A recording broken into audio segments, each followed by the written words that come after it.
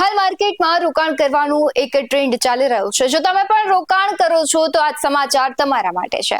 રોકાણકારોને 3 નવા આઈપીઓમાં પૈસાનું રોકાણ કરવાની તક મળી છે।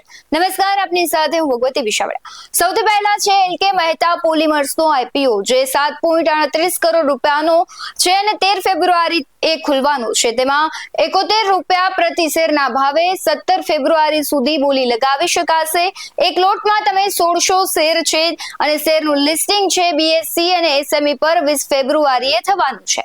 હવે વાત કરીએ સનમુંગા હોસ્પિટલ આઈપીઓની તો 20.62 કરોડ રૂપિયાની સાઈઝનું આઈપીઓ 13 ફેબ્રુઆરીએ ખુલવાનું છે અને 17 ફેબ્રુઆરીએ બંધ થવાનું છે। તેમાં રોકાણકારો 54 રૂપિયા પ્રતિ શેરના ભાવે અને 2000 શેરના લોટમાં રોકાણ કરી શકશે।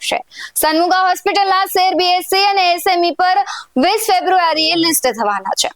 હવે વાત કરીએ ક્વોલિટી પાવર ઇલેક્ટ્રોનિક ઇક્વિપમેન્ટ્સ આઈપીઓની તો આઈસીયુ એની તારીખ છે 14 ફેબ્રુઆરી અને જ્યારે તે 18 ફેબ્રુઆરીએ બંધ થવાનું છે। આઈપીઓમાં બોલી લગાવવા માટે પ્રાઇસ બેન્ડ કેટલી હશે તેની હજુ માહિતી નથી આવી। આઈપીઓ બંધ થયા બાદ શેરનું લિસ્ટિંગ બીએસસી અને એનએસઈ પર 24 ફેબ્રુઆરીએ થવાનું છે।